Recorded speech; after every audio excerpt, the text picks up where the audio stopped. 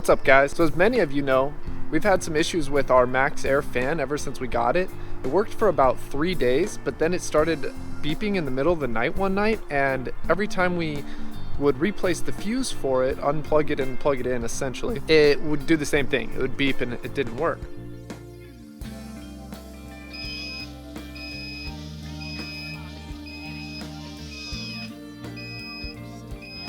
Real quick, the experience trying to get this fixed. I called the company that makes the MaxxAir fan.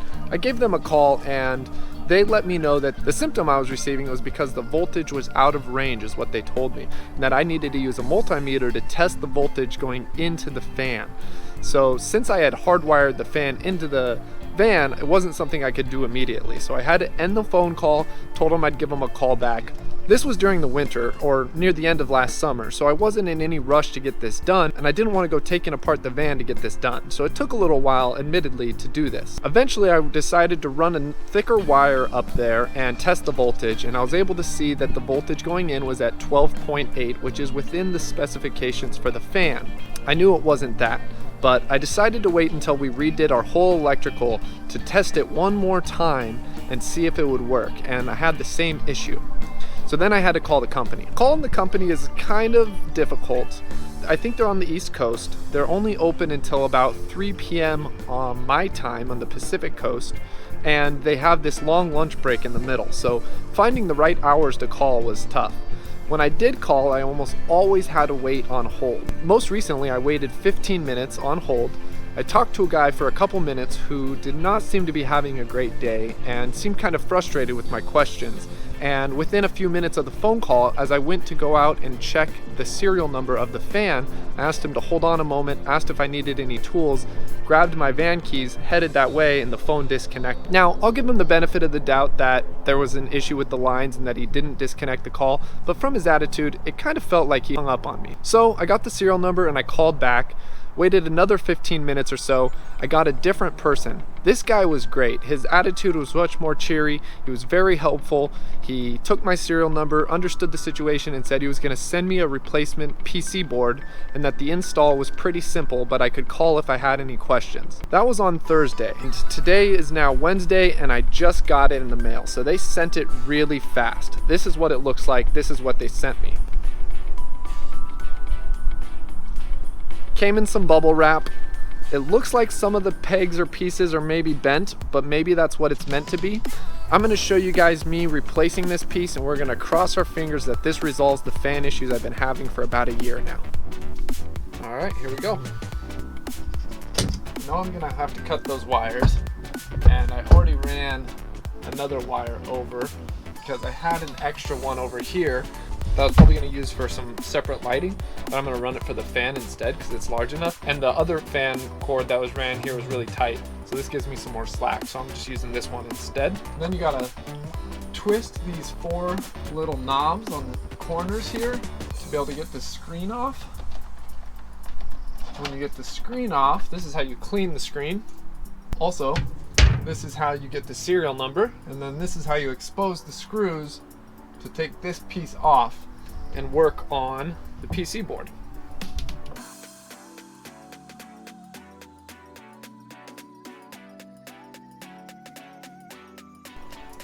Turns out there's a 5th screw inside the knob for the manual operation. Looks like I need a disconnect over here. There's 2 cord connections to disconnect, it looks like. There we go. Okay. When I tried to cut the zip tie, I got it caught on one of the wires that's looks like it's leading to the blades of the fan, and I don't think I got all the way through, but I definitely made a little bit of a mark. So I'm going to cover it. That seems pretty simple. I've removed this piece here. I'm going to go ahead and cut this zip tie as well on here because I'll need it. Although this time I hope I don't cut any of the wires with it. I actually got the scissors for this time. Last time I tried to do it without scissors. Okay, so I've cut that one loose. So this right here looks like it's for the remote sensor or something, and it's glued in there. They gave me a replacement for this, but I just want to use the one they already have because I don't think there's anything wrong with mine. This connecting here, which I think goes probably the lid, and then this one, which connects and goes to the blades.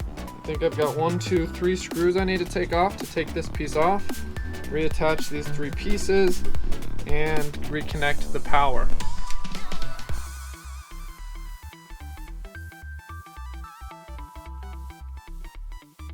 Alright, so that last thing I removed, pulled this off of here. This is the removed piece. Here is the new piece. All the wires and connectors already on there, the sensor. Everything looks to be about the same. These are kind of dented in, but I think that's okay.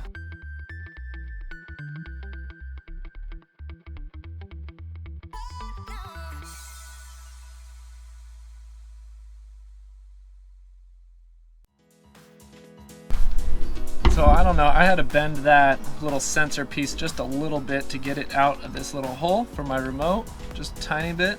Otherwise, everything seemed to fit back in place exactly how it was. Like I said, I didn't use my new cable for the whatever sensor this is. I just replugged in the old one because I don't think I had any issue with that. So 1 plug, 2 plugs, power.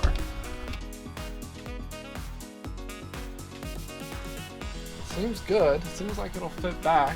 Make sure it even works before I put it all back together. So gotta strip it, do all that.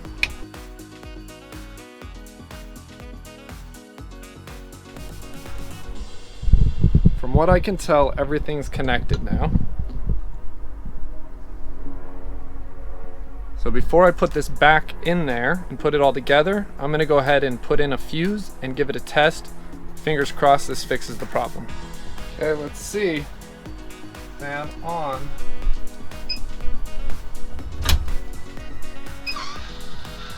Open.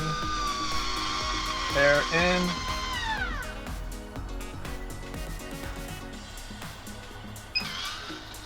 Let's close. That works. Open.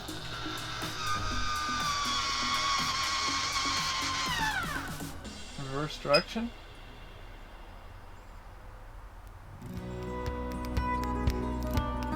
Well, ladies and gentlemen, this is much farther than it's ever gotten before.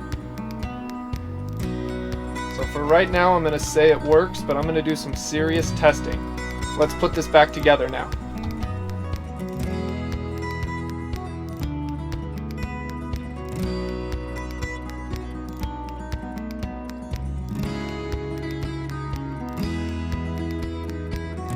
All right.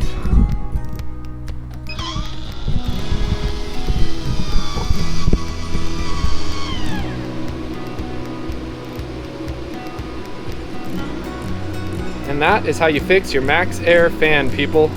Really simple. Overall, I gotta say the company did a good job. It was hard to get to them at first. I did get disconnected, had to wait again, but they sent out a replacement part right away.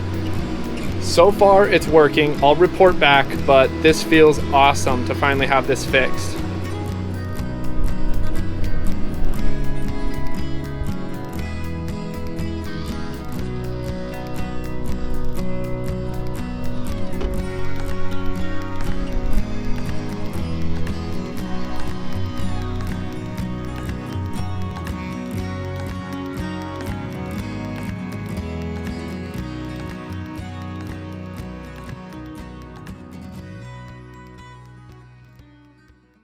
Showing them how you I was hanging my foot in this bar over here so that I can use this for traction so that I could tighten those.